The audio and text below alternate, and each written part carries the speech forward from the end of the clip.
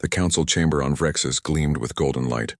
Emperor Talva stood before thousands of alien representatives, his crimson robes flowing as he raised his clawed hand. The holographic display behind him showed a small blue planet spinning slowly in the darkness of space. Earth. "This world has rejected our generous offer," Talvis announced, his voice echoing through the massive hall. "They refuse to pay tribute to our great empire. They refuse to acknowledge our authority over their star system. Such disrespect cannot be tolerated." The alien delegates murmured their agreement. Some clicked their mandibles in approval. Others stamped their feet on the marble floor. The Rexian Empire ruled over 847 star systems. No one dared to challenge them. No one except these foolish humans. "I declare war on Earth," the Emperor said. "Their civilization will be brought to heel. In 30 days our fleets will arrive.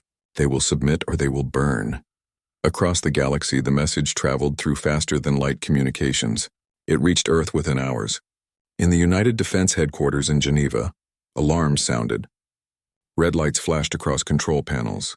Officers rushed to their stations. Captain Lee Minho stood on the bridge of Aurora 7, Earth's largest orbital defense station. He was a tall man with tired eyes and gray streaks in his black hair. He had served in the defense forces for 20 years. He had never expected to see a real war. "Captain, we're receiving the Imperial transmission," said his communications officer. Her fingers moved quickly across her console. "They're broadcasting it on all channels." Minho nodded. "Put it on screen." Emperor Talvis appeared on the main display. His translated words were clear and cold. "Submit. Pay tribute. Become slaves to the Empire, or die." The bridge fell silent. Minho looked at his crew. Young men and women who had joined the defense forces thinking they would only deal with asteroid threats and space debris. Now they faced an enemy that controlled nearly 1,000 worlds. "Send acknowledgement of the message," Minho said quietly. "Then get me Admiral Park." Admiral Park Jiwan was in a meeting when the news arrived. She was a small woman with sharp features and eyes that missed nothing. She had fought in the Mars colony conflicts 15 years ago. She knew what war looked like. "How many ships do they have?" she asked her intelligence officer. "Our long-range sensors detected 3 scout ships entering the outer solar system," the officer replied.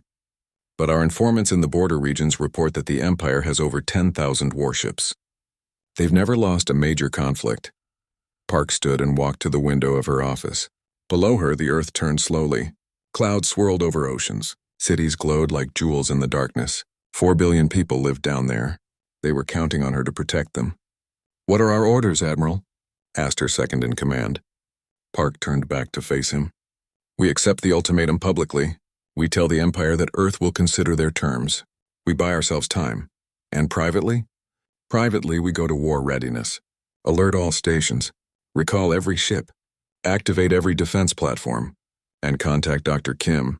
Tell him we need everything ready in 30 days." At the weapons research facility in Colorado, Dr. Kim Hyunwoo received the message.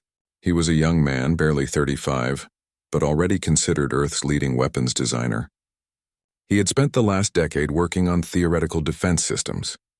Now those theories would be tested. Kim walked through his laboratory, looking at the various projects his team had developed. Railguns that could accelerate projectiles to 30% the speed of light. Point defense lasers that could track thousands of targets. Kinetic mines disguised as space debris. Stealth missiles with adaptive AI guidance systems. "Will it be enough?" asked his assistant, engineer Han Jisoo. "It has to be," Kim replied. He pulled up a holographic display showing the solar system. "The Empire thinks we're primitive. They think our technology is crude. They've only seen our civilian ships and basic defense platforms." Han nodded. "They don't know about the military projects." "Exactly. They don't know that we've been preparing for this possibility since we first detected their empire 50 years ago. They don't know that every asteroid mining facility can be converted into a weapons platform. They don't know that we've studied every war in human history and learned from them all." Kim highlighted several points in the solar system. "We have advantages they can't imagine.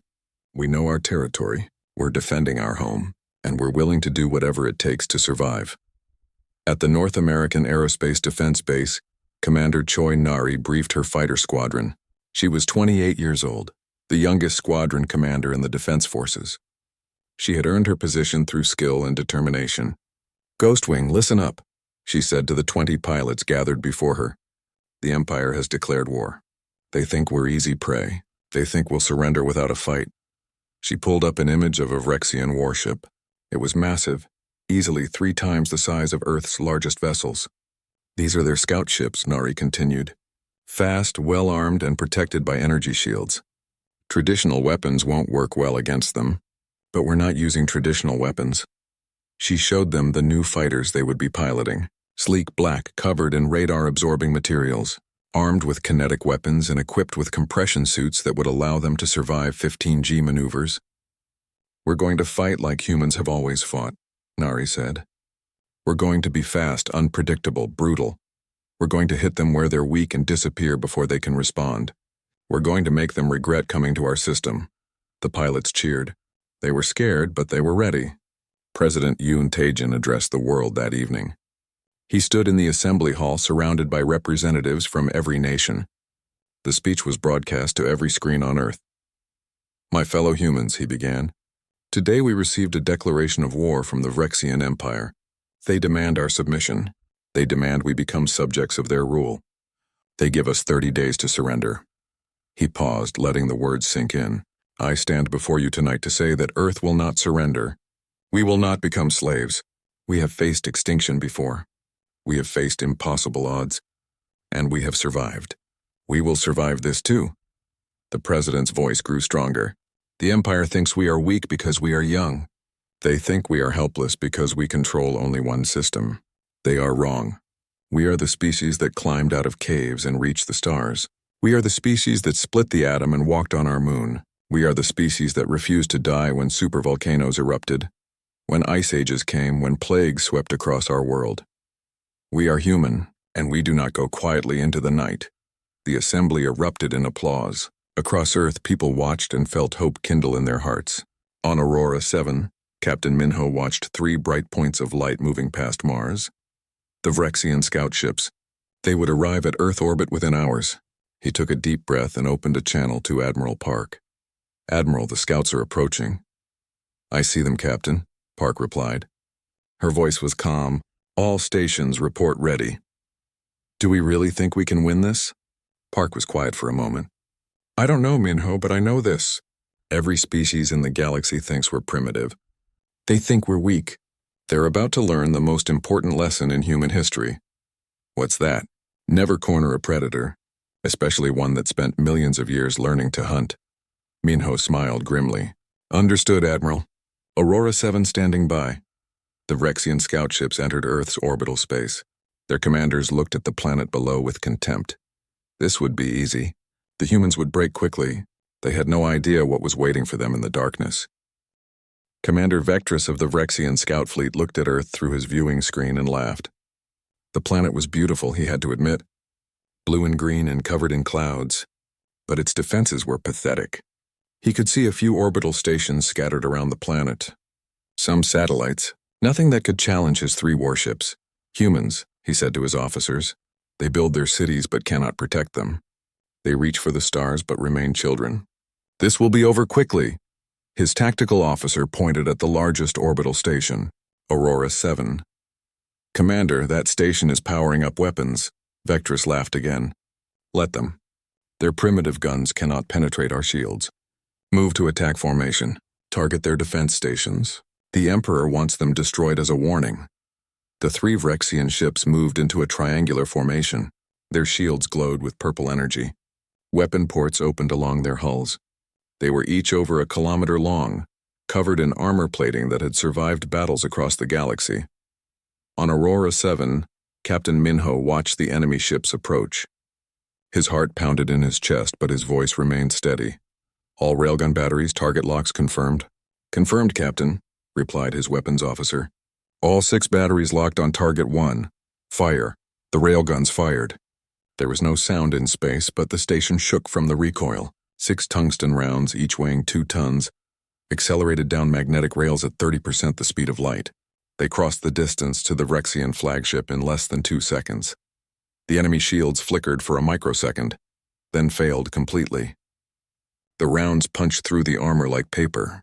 They tore through the ship from bow to stern, their kinetic energy instantly vaporizing everything they touched. The flagship broke apart in a silent explosion.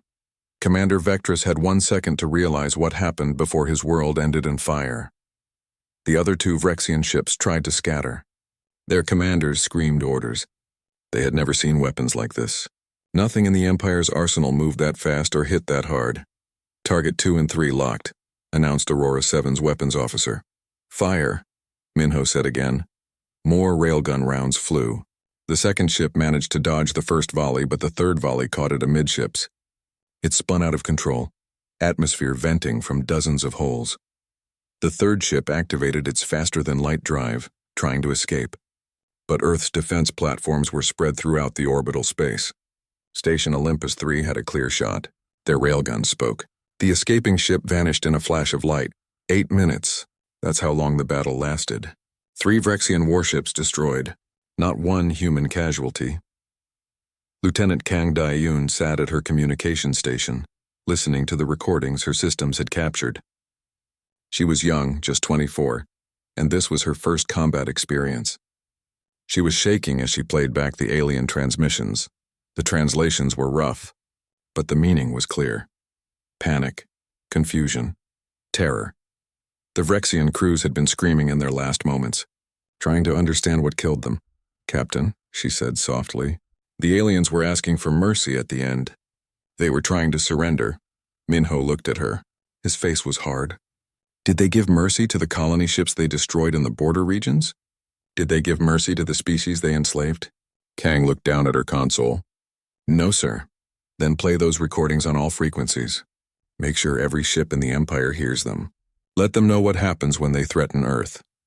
At the weapons research facility, Engineer Han Jisoo was celebrating with his team. The railguns had worked perfectly. Years of development, thousands of test fires, and now they had proven themselves in actual combat. Dr. Kim was less excited. He stood in front of a holographic display showing the battle. His mind was already working on the next problem.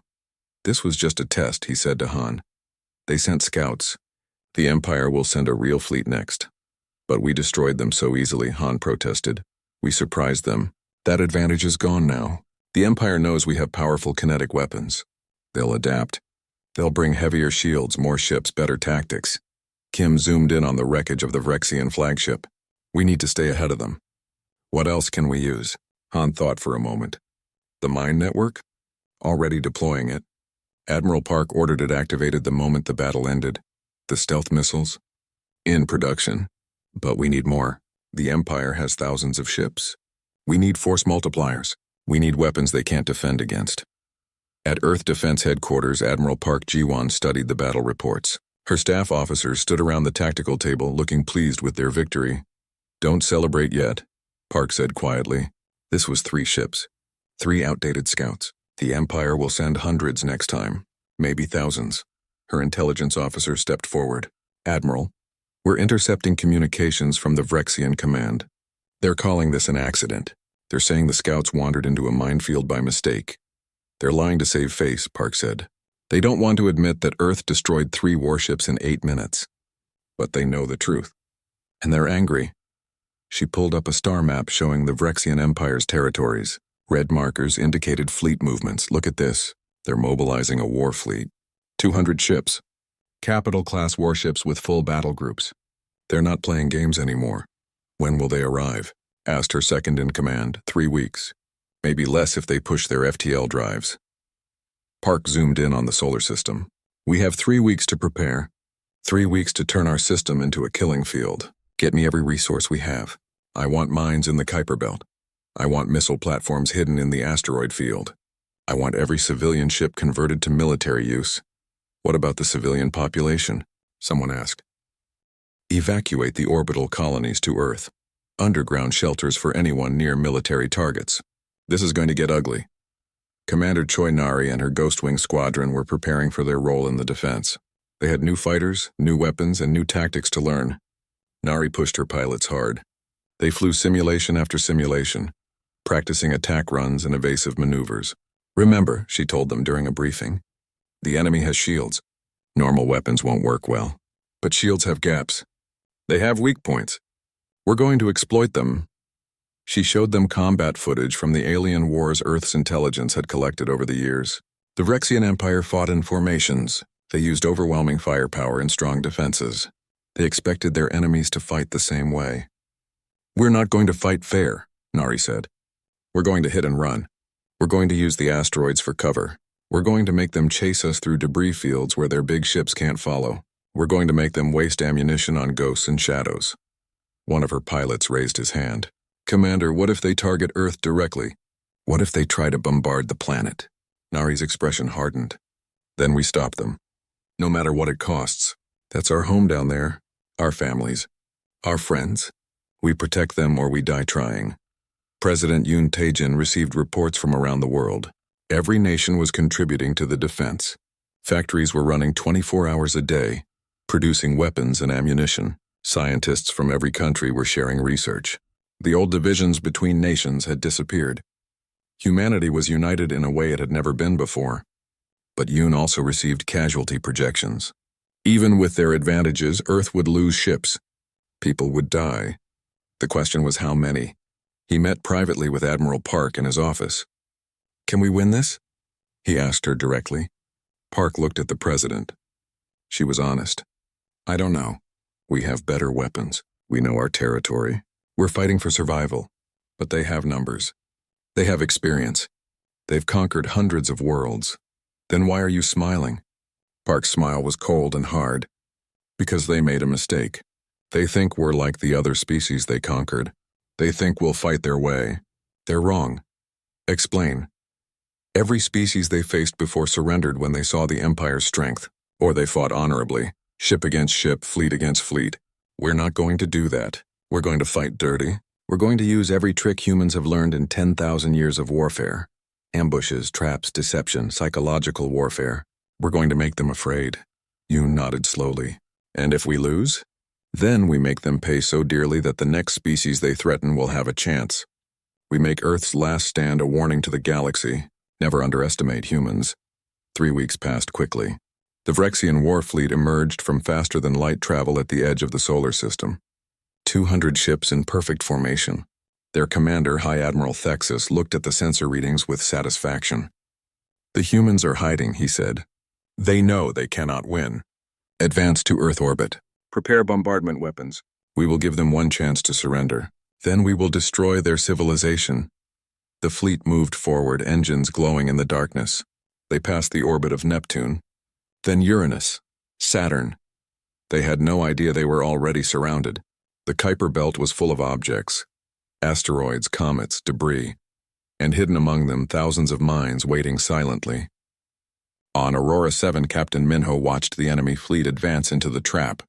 Admiral Park's voice came over the command channel. "All stations, prepare to activate the mine network. Let them get close. Let them think they're safe." The Vrexian fleet reached the outer edge of the asteroid belt. High Admiral Thexus was growing confident. He had seen no defenses. No weapons platforms. Just empty space. "Foolish humans," he muttered. "They cannot even mount a proper defense." Admiral Park's voice was ice cold. "Activate."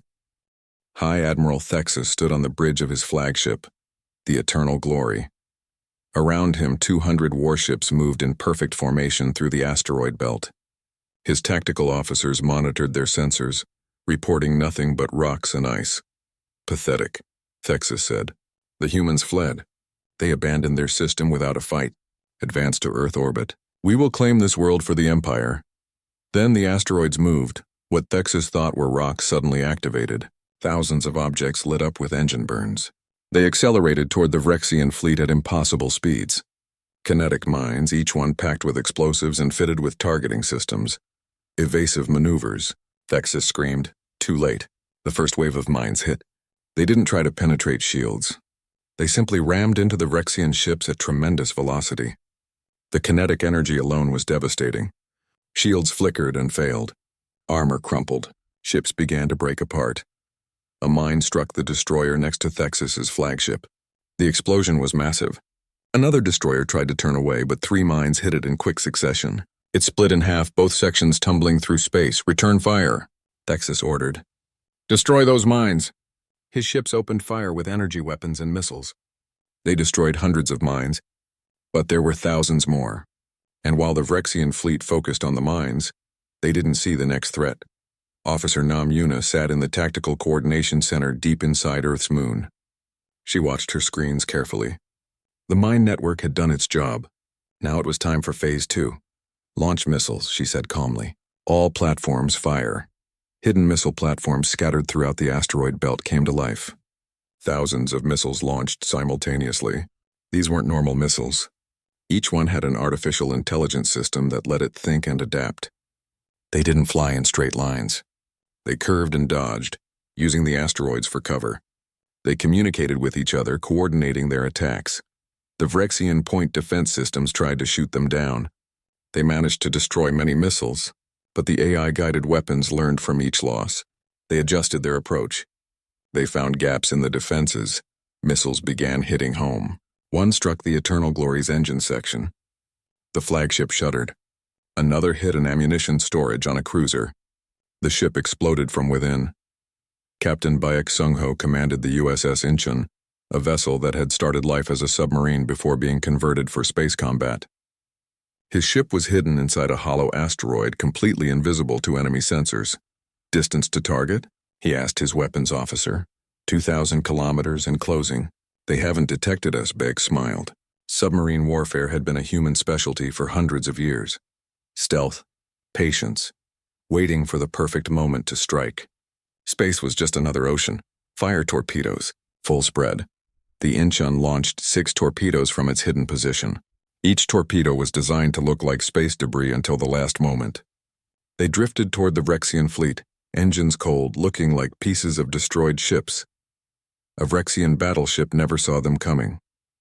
The torpedoes activated their drives at the last second and slammed into the ship's weakest point, where the shields were thinnest. The battleship's reactor went critical. The explosion took out 2 nearby cruisers. Relocate, Beck ordered. Find another hiding spot. Make them paranoid. Make them see threats everywhere. Commander Choi Nari and Ghostwing waited in the shadow of a massive asteroid. Her hands gripped the controls of her fighter. She could feel her heart pounding. Through her cockpit window, she could see the Vrexian fleet in chaos. Ships burning. Explosions lighting up the darkness. Ghostwing, this is Command, Admiral Park's voice came through her headset. The enemy is disorganized. Time to strike. Hit their command ships and withdraw.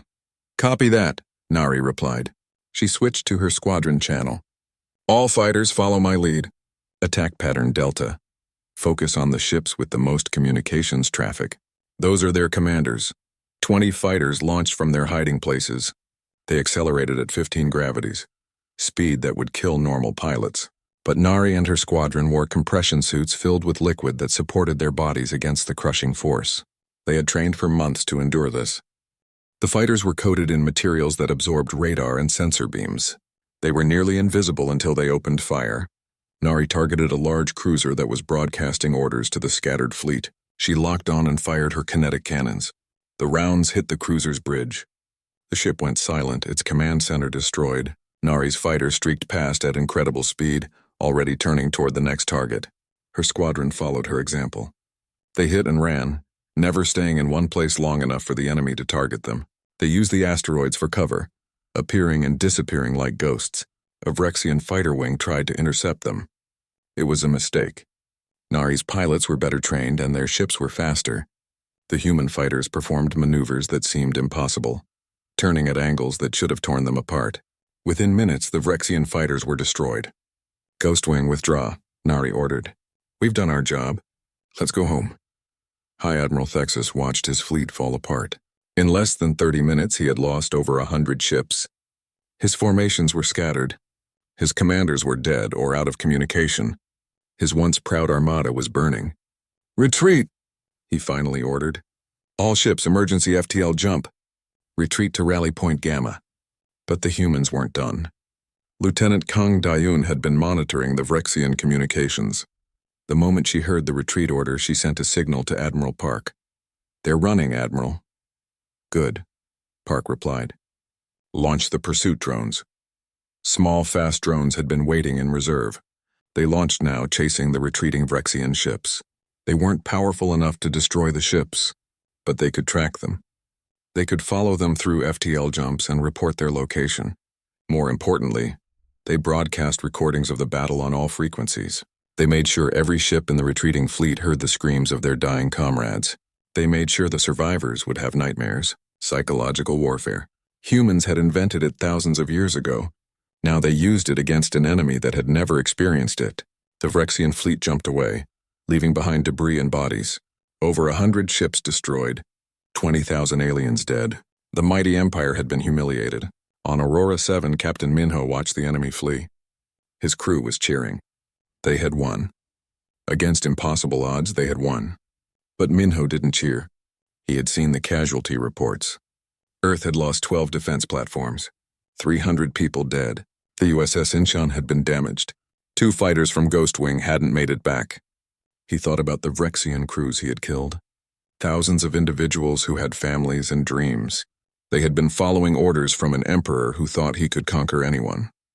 "Captain," Lieutenant Kang said quietly, "I'm receiving a transmission from Earth Defense. Admiral Park wants all senior officers for a briefing in 1 hour." Minho nodded. "Understood. Send acknowledgement." He looked out at the debris field one more time. This battle was over. But the war had just begun. At the briefing, Admiral Park stood before a holographic display. It showed the entire Vrexian Empire, all 847 systems. Every senior officer on Earth attended, either in person or by video link. "Today we won a great victory," Park began. "We destroyed over half of the enemy fleet. We proved that Earth can defend itself, but we need to be realistic. The Empire still has thousands of ships. They will come again. In greater numbers, with better preparation." She zoomed in on the Imperial capital world. "We cannot win by defense alone. The Empire is too large. They have too many resources. If we just sit here and wait, eventually they will overwhelm us." President Yoon spoke up from his video link. "What are you proposing, Admiral?" Park's smile was cold. "We take the fight to them. We captured several Vrexian ships, mostly intact.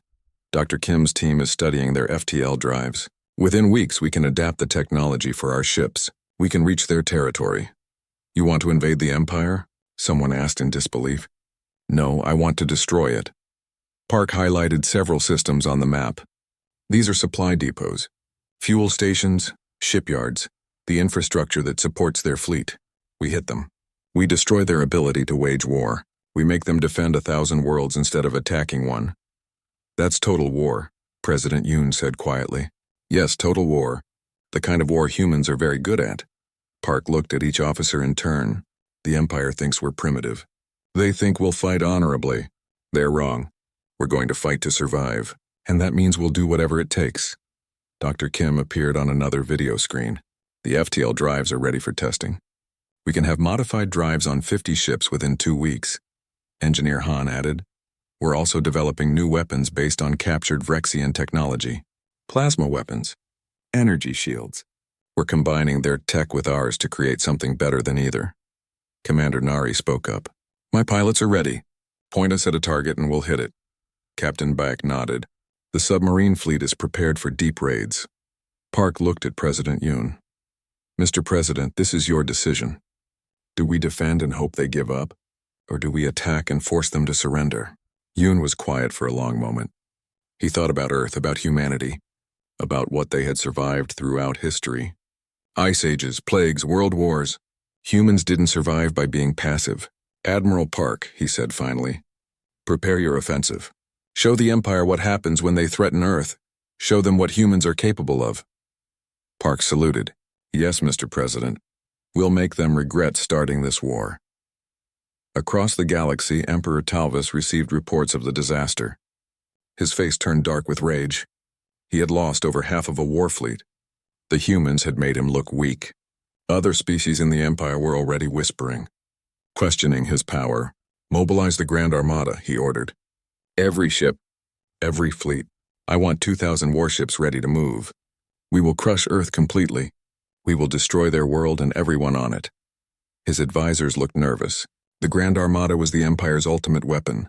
It had never been fully deployed before. "My lord," one advisor said carefully, "is that necessary? Perhaps we could negotiate. Find a peaceful solution." Talvis grabbed the advisor by the throat. Peace, they humiliated us. They destroyed our ships. They must pay. I want Earth turned to ash. I want their species extinct. He threw the advisor to the ground. Send the order. The Grand Armada launches in 3 weeks. Earth will burn. But Talvis didn't know that Earth wasn't waiting. Human ships were already preparing to launch. They weren't going to wait for the Empire to attack. They were going hunting. Admiral Park Jiwon stood on the bridge of the EDS Defiance, Earth's newest warship. It was built using captured Vrexian technology combined with human weapons, faster-than-light drives, energy shields, railguns, missile systems. It was a hybrid of 2 technologies, and it was deadly. Around her, 49 other ships prepared to jump. This was Earth's strike fleet. Not the biggest or most powerful, but fast and lethal. They were going to hit the Empire where it hurt most. All ships report ready, Admiral, said her communications officer. Park looked at the star map. Their target was a system called Vex 7, home to the Empire's largest fuel depot. Without fuel, the Grand Armada couldn't move. It was a critical target. Jump, Park ordered. The fleet vanished from Earth space. They traveled through the strange dimension of faster-than-light space, crossing light years in minutes. When they emerged, they were deep in enemy territory. The Vex 7 system was busy. Massive tanker ships filled with fuel orbited the main station. Defense platforms protected the depot. Patrol ships moved in regular patterns. Targets acquired, announced the weapons officer. 30 enemy ships. Multiple stations. Hundreds of tankers. Fire at will, Park said calmly. Destroy everything. The human fleet opened fire. Railgun rounds crossed the distance at relativistic speeds. The first defense platform exploded before it could raise shields. Then another. And another. The Vrexian patrol ships tried to respond, but they were caught completely by surprise. Human missiles swarmed them. AI-guided weapons that dodged and weaved through defensive fire.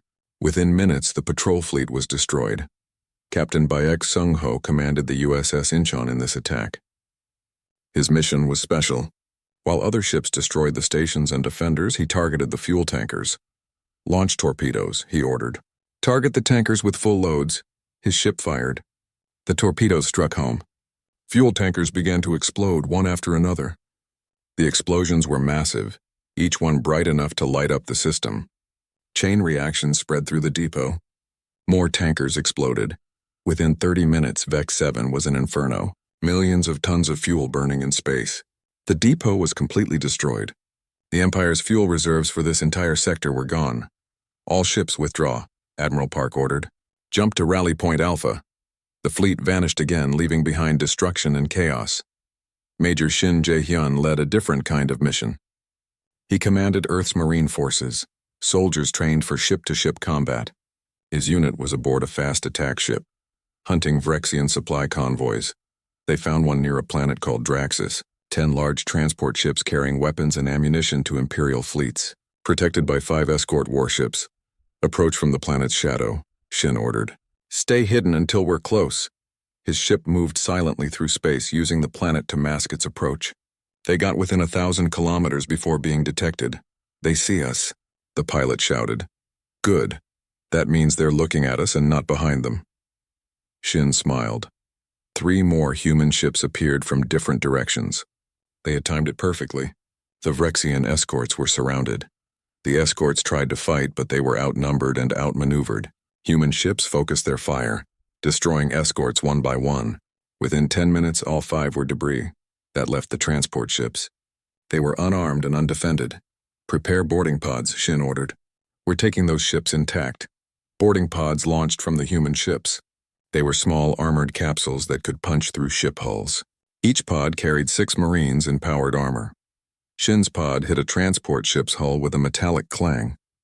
Cutting torches activated, burning through the metal. The pod opened and Shin led his team inside. The Vrexian crew tried to resist. They had small arms and numbers, but they weren't soldiers. Shin's Marines were trained for this. They moved through the ship quickly and efficiently, securing key areas. Bridge secured, Shin reported. Cargo hold secured. No casualties. The same scene played out on the other transport ships. Within an hour, all 10 were in human hands. They contained enough weapons and ammunition to supply a fleet. Command, this is Shin. Mission accomplished. Requesting recovery ships, Admiral Park's voice came back. Well done, Major. Recovery ships en route. Bring those supplies home. Dr. An Suman worked in a different part of the war effort. She was a xenobiologist, someone who studied alien life forms. The military had asked her to find weaknesses in Vrexian physiology. She studied captured prisoners and bodies from destroyed ships. She analyzed their biology, looking for anything that could be exploited. "I found something," she announced during a video conference with Admiral Park in the military command. She displayed a holographic image of Vrexian anatomy. Their hearing is much more sensitive than ours. They can hear frequencies we can't. But that's also a weakness. Certain sound frequencies cause them extreme pain. Others can disrupt their balance and coordination. Can we weaponize it? Admiral Park asked. Already done. I've developed sonic weapons that broadcast at specific frequencies. They won't affect humans, but they'll incapacitate any Vrexian within range. Engineer Han Jisu added to the discussion. We can mount these weapons on boarding pods and marine armor. Make it easier to capture enemy ships. Do it, Park ordered. Any advantage helps. What else did you find, Dr. An? Their biology is adapted to a planet with lower gravity than Earth. They're stronger than they look, but sustained high-gravity environments exhaust them quickly. Also, they have poor low-light vision. Humans see better in darkness. So we fight them in the dark in high-gravity environments, Park mused. Good to know. Commander Choi Nari led Ghost Wing on deep strike missions into enemy territory. Her squadron had been upgraded with captured Vrexian technology. Her fighters now had energy shields and more powerful weapons. They hit Imperial convoys, supply lines, and isolated outposts. They appeared from nowhere, destroyed their targets, and vanished before reinforcements could arrive. On one mission, they found a Vrexian science station studying a neutron star. It was an important facility full of researchers working on new technologies. Light targets only, Nari ordered. Weapons, engines, and communications. We're not killing civilians. Her squadron swept in. They disabled the station's defenses quickly. Then they destroyed the communication arrays so the station couldn't call for help. Finally, they crippled the engines so the station couldn't move. Station secured, Nari reported. No casualties. They can repair eventually, but they're out of commission for now. This was a pattern across human operations. Military targets were destroyed completely, but civilian targets were just disabled. Earth wasn't trying to commit genocide. They were trying to break the Empire's will to fight. Lieutenant Kang Dayun coordinated psychological warfare operations. She broadcast messages across Imperial space. Some were simple, footage of human victories, recordings of destroyed fleets, evidence that the Empire was losing. Others were more subtle. She hacked into Imperial communication networks and spread rumors. Stories about how powerful Earth was, claims that humans had secret weapons, whispers that the Emperor was planning to abandon outlying systems to save the capital. None of it was entirely true, but none of it was entirely false either. The goal was to create fear and doubt. Admiral were intercepting communications from several Imperial worlds, Kang reported. They're calling for peace negotiations. They want the Emperor to stop the war. Park nodded with satisfaction. Good, the Empire is fracturing. Keep up the pressure. Captain Lee Minho remained on Aurora 7, coordinating Earth's defense. While Admiral Park led the offensive, he made sure the home system stayed protected. He watched reports come in from across the galaxy. Human ships hit 20 different targets in 1 week. Supply depots destroyed. Fuel stations wrecked. Shipyards damaged. Convoys captured. The Empire's infrastructure was crumbling. They had ships but no fuel. They had weapons but no ammunition. They had soldiers but no supplies to feed them. We're winning, his second officer said with amazement.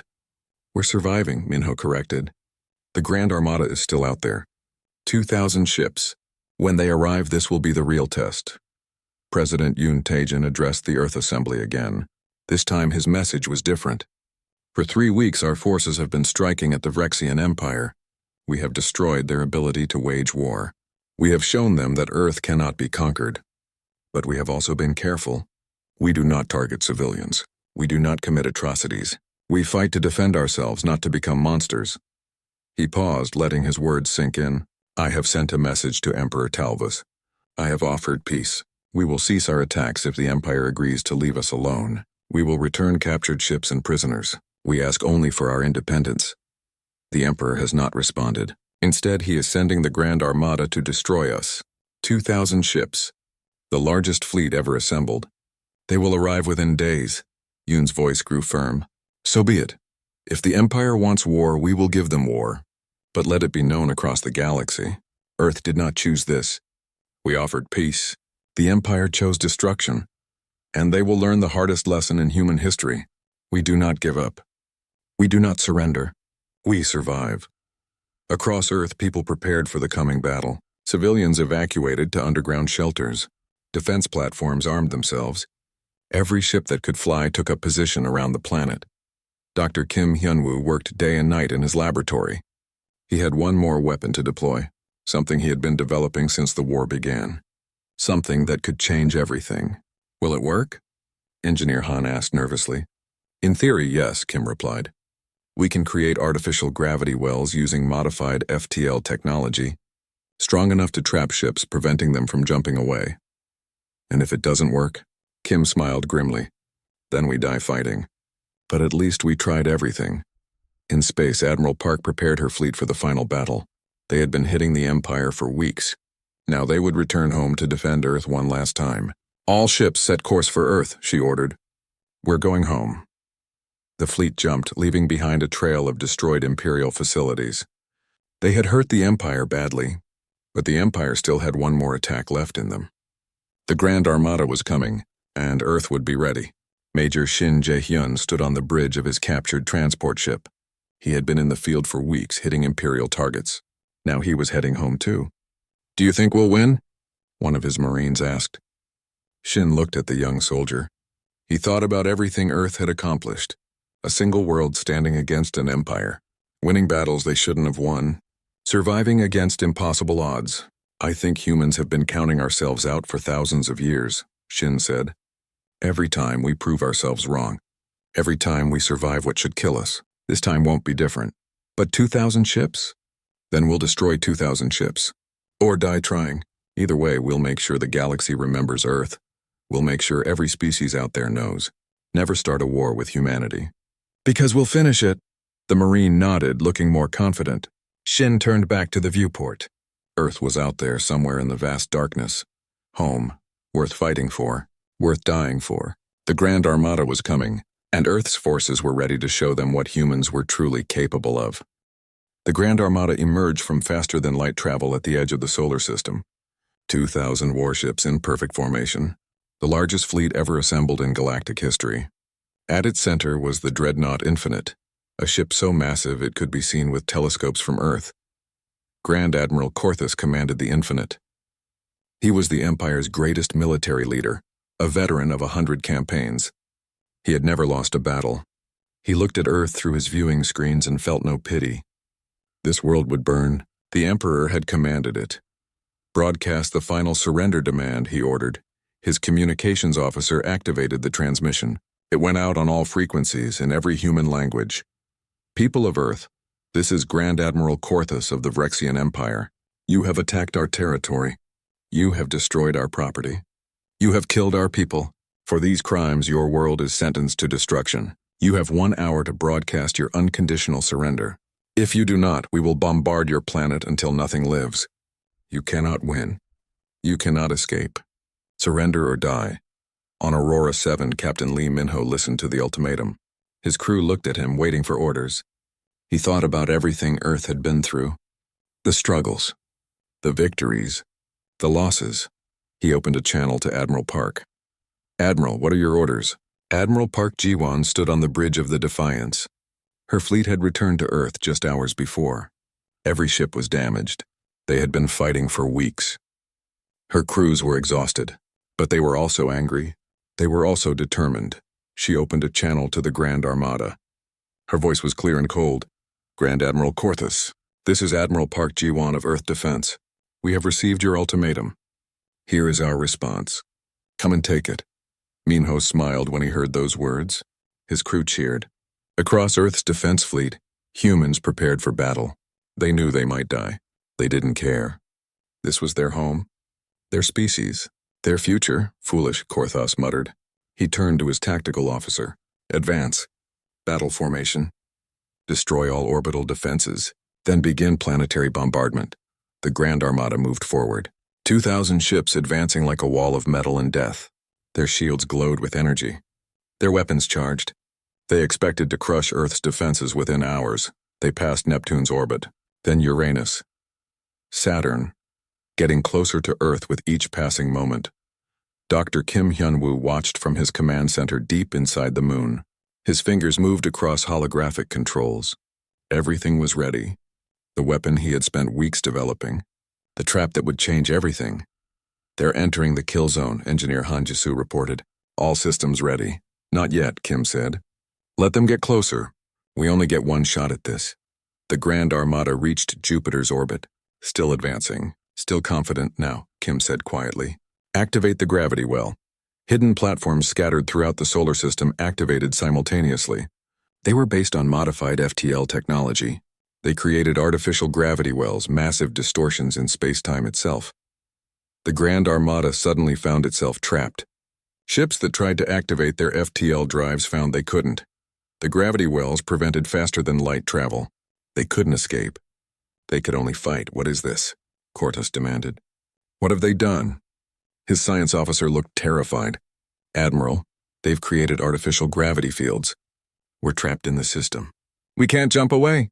Corthus felt the first touch of fear, but he was a warrior. He had 2,000 ships. Earth had maybe 100. Numbers still favored him. All ships attack formation. Destroy the gravity generators. Once we're free, we'll crush them. But the gravity generators were hidden and heavily defended. And while the Grand Armada tried to find them, Earth's forces attacked. Captain Baek Sung-ho commanded a wolf pack of 12 ships. They emerged from hiding behind one of Jupiter's moons. Stealth systems had kept them hidden. Now they struck. His ships fired railguns and missiles at the enemy's rear formations. Phyrexian ships exploded. Others turned to face this new threat.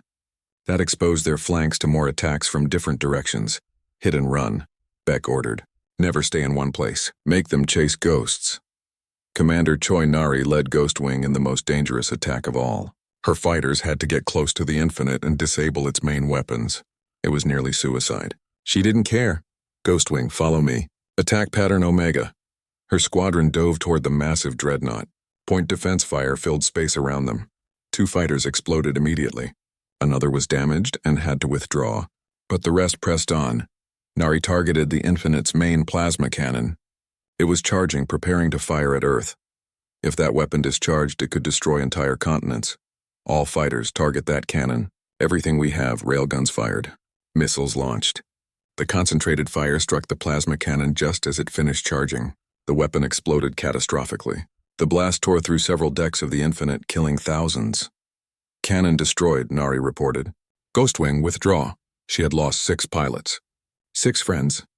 But they had saved millions of lives on Earth. Admiral Park coordinated the overall battle from the Defiance.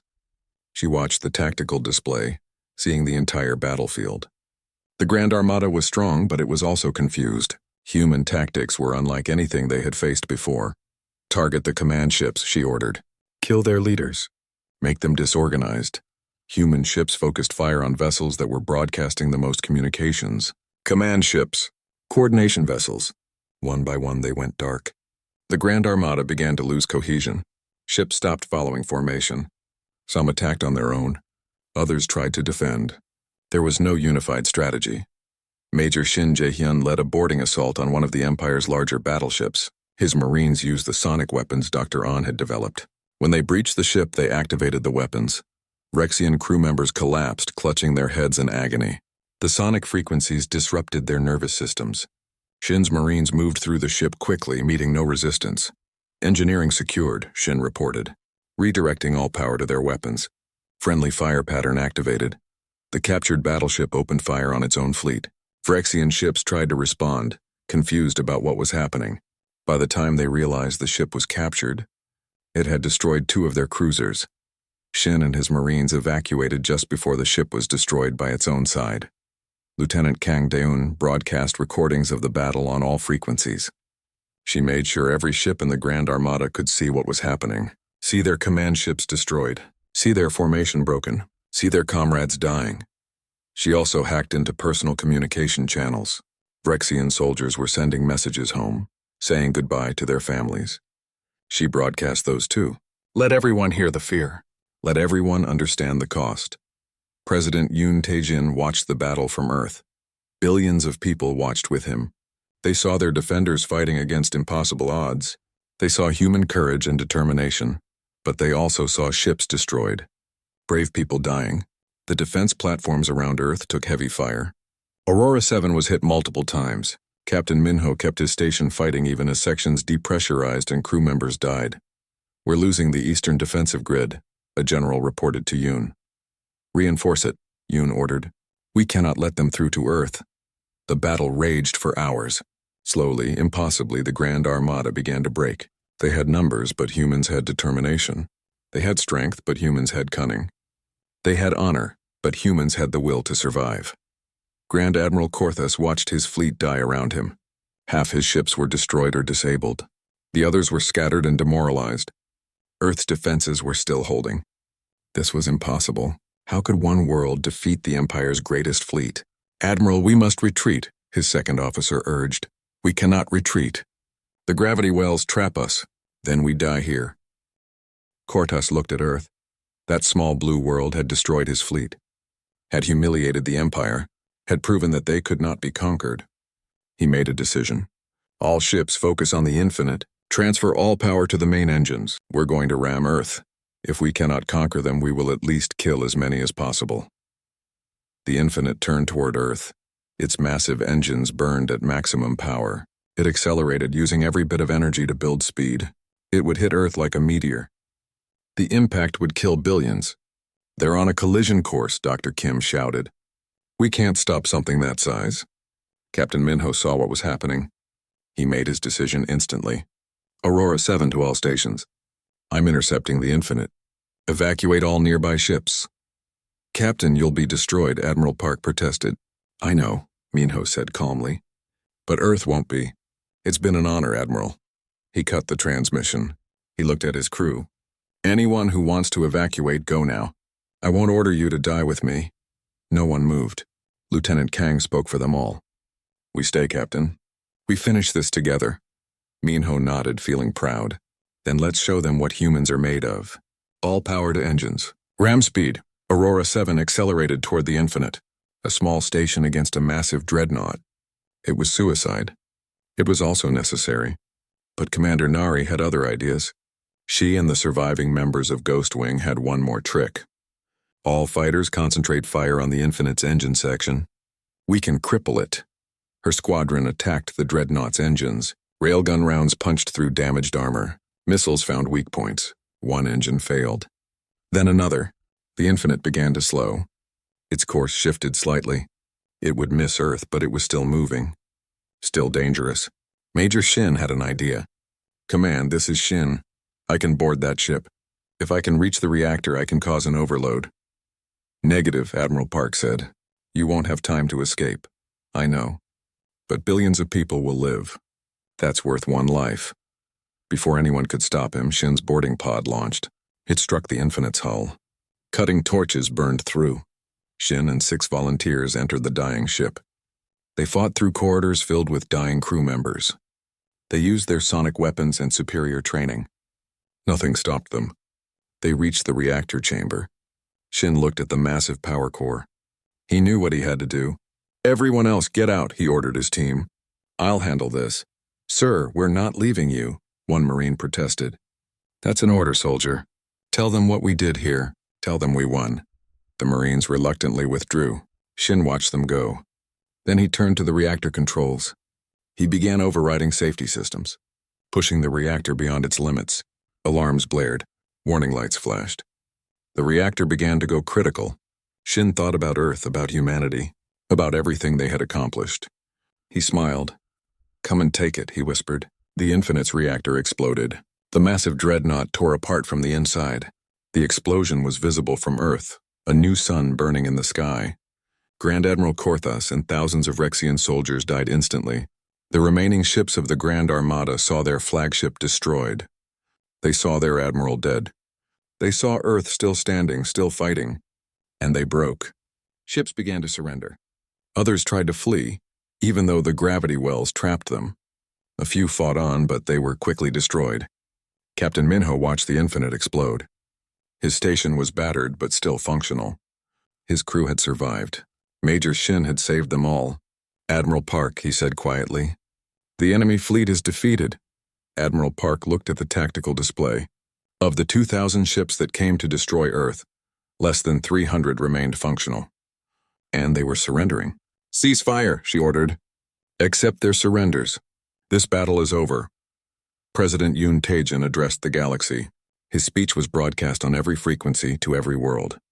"People of the galaxy, the war is over. The Vrexian Empire attacked Earth seeking to enslave us.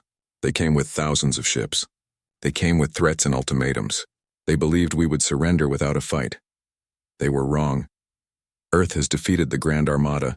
We have proven that we cannot be conquered. But we take no joy in this victory. We mourn every life lost, human and alien. We did not seek this war. We only sought to live in peace. We now call upon Emperor Talvis and the Vrexian Empire. End this conflict. Recognize Earth's independence. Free the species you have enslaved. Let peace come to the galaxy. And to all species watching, remember what happened here. Earth stands alone no longer. We stand victorious. And we warn you, never underestimate human determination. Never mistake our patience for weakness. Never threaten our home. Because we will always defend ourselves. We will always fight for our survival. And we will always win." On the Vrexian homeworld, Emperor Talvis watched the broadcast. His throne room was empty. His advisors had fled. His military was destroyed. His empire was crumbling. A communication came from the remaining fleet commanders. They were refusing to follow his orders. They were negotiating directly with Earth. Talvis realized he had lost. Not just the battle. Not just the war. Everything. Within days, the Vrexian Empire sued for peace. They recognized Earth's independence. They agreed to pay reparations. They freed their enslaved species. And they told every world in the galaxy, never go to war with Earth. Admiral Park Ji-won stood on the observation deck of the Defiance looking at Earth. The planet was scarred from the battle. Debris orbited alongside the defense platforms, but it was still there. Still blue and green. Still home. Commander Nari found her there. "Admiral, the memorial service for Major Shin and the others will begin soon." Park nodded. "I'll be there. They deserve to be remembered." "Do you think the peace will last?" Park smiled slightly. "I think the galaxy learned a valuable lesson. Humans are not easy prey. We're apex predators. Anyone who forgets that will pay the price. What do we do now? Now we rebuild. We heal, we prepare. The galaxy knows about us now. Some will want to be our friends. Others will fear us. Either way, Earth's future is secure." Captain Lee Minho retired after the war. He became a teacher, training the next generation of defense officers. He made sure they understood. Wars are not glorious. They are necessary evils. Always seek peace. But always be ready to fight. Dr. Kim Hyun-woo and engineer Han Ji-soo continued their work. But now they focused on defensive technology. Ways to protect Earth without needing to destroy others. Lieutenant Kang Daeun became a diplomat. She helped negotiate treaties with dozens of species. Her understanding of communication and psychology made her perfect for the role. Commander Choi Nari trained new pilots. She taught them the tactics that won the war. But she also taught them to value life, to fight only when necessary, to remember that enemies are still people. President Yoon Tae-jin served 2 more terms. Under his leadership, Earth joined the galactic community as an equal. Not as subjects, not as servants, but as respected members. The Vrexian Empire slowly reformed. Emperor Talvis was deposed. A new government formed, one that rejected conquest and embraced cooperation. And across the galaxy, species told the story of Earth, the small world that defeated an empire. The humans who refused to surrender, the defenders who stood against impossible odds and won. It became a legend, a warning. A source of hope for the oppressed and fear for the oppressors. Earth, the death world. Earth, the unconquerable. Earth, the home of humanity. They had declared war on Earth, and their fleets were annihilated. Humanity had shown the galaxy a simple truth. We do not seek war. We do not desire conflict. We only want to live in peace. But if you threaten us, if you attack our home, if you try to enslave us, we will fight back, and we will win. Because we are human, and we never give up.